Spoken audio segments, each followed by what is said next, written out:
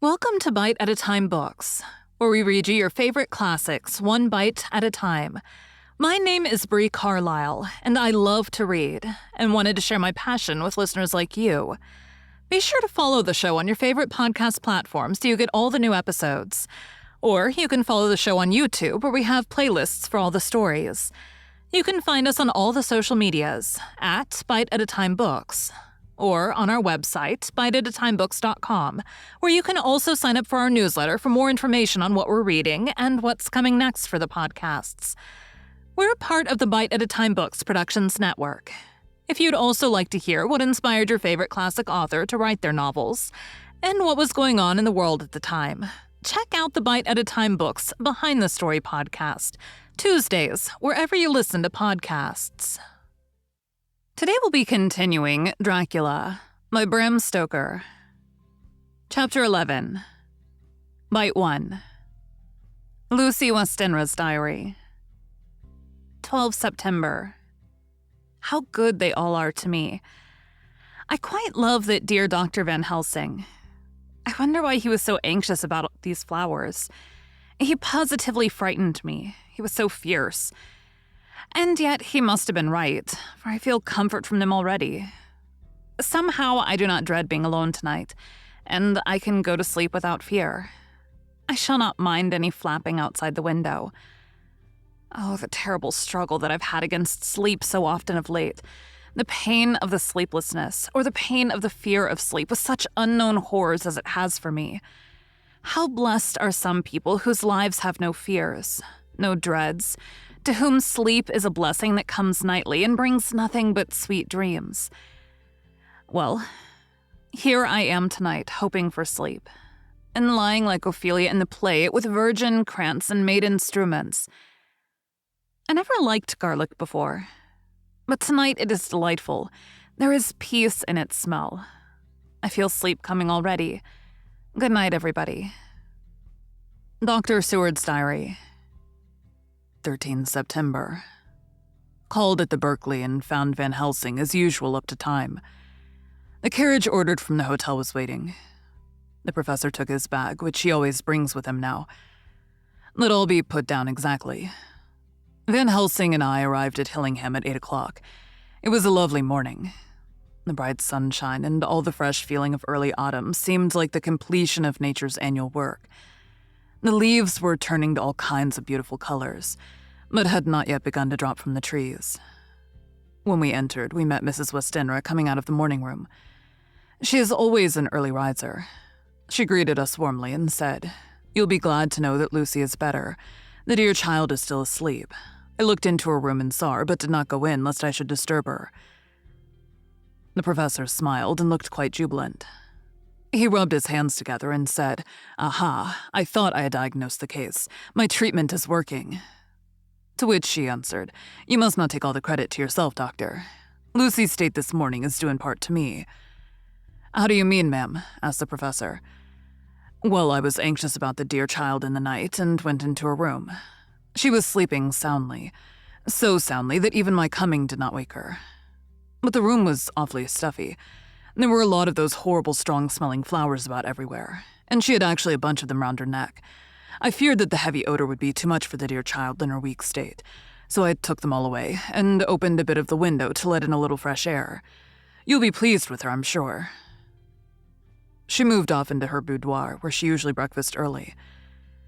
As she had spoken, I watched the professor's face and saw it turn ashen gray. He had been able to retain his self-command whilst the poor lady was present, for he knew her state and how mischievous a shock would be. He actually smiled on her as he held open the door for her to pass into her room. But the instant she had disappeared, he pulled me, suddenly and forcibly, into the dining room and closed the door. Then, for the first time in my life, I saw Van Helsing break down. He raised his hands over his head in a sort of mute despair, and then beat his palms together in a helpless way.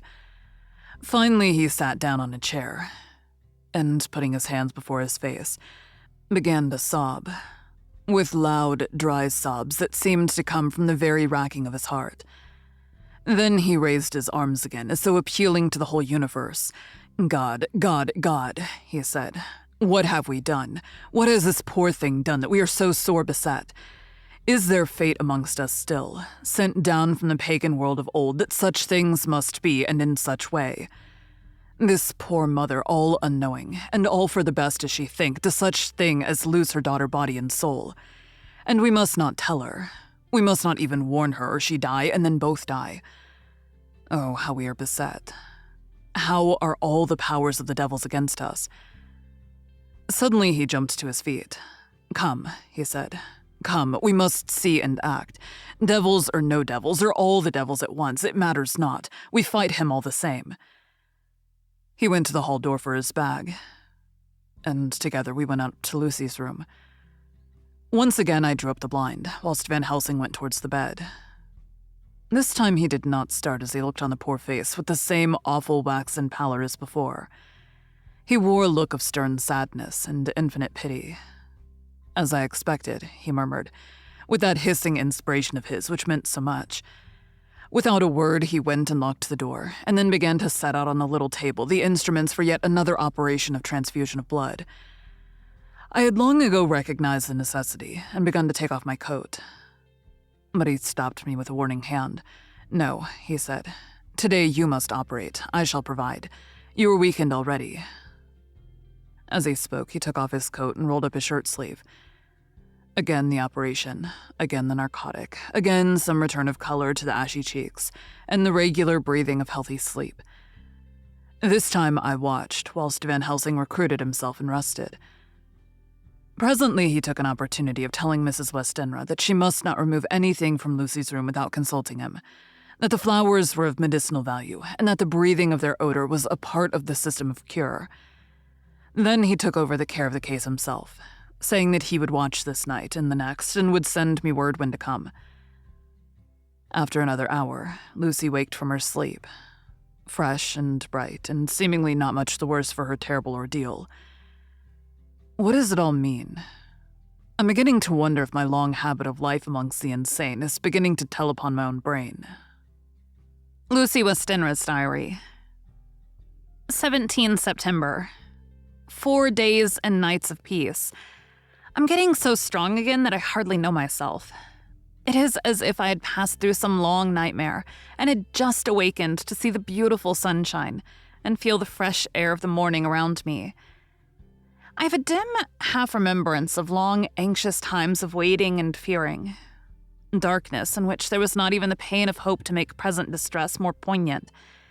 And then long spells of oblivion, and the rising back to life as a diver coming up through a great press of water. Since, however, Dr. Van Helsing has been with me, all this bad dreaming seems to have passed away. The noises that used to frighten me out of my wits, the flapping against the windows, the distant voices which seemed so close to me, the harsh sounds that came from I know not where and commanded me to do I know not what, have all ceased. I go to bed now without any fear of sleep. I do not even try to keep awake. I have grown quite fond of the garlic, and a box full arrives for me every day from Haarlem. Tonight, Dr. Van Helsing is going away, as he has to be for a day in Amsterdam. But I need not be watched. I'm well enough to be left alone. Thank God for Mother's sake, and dear Arthur's, and for all our friends who have been so kind. I shall not even feel the change. For last night, Dr. Van Helsing slept in his chair a lot of the time. I found him asleep twice when I awoke. But I did not fear to go to sleep again, although the boughs or bats or something napped almost angrily against the window panes.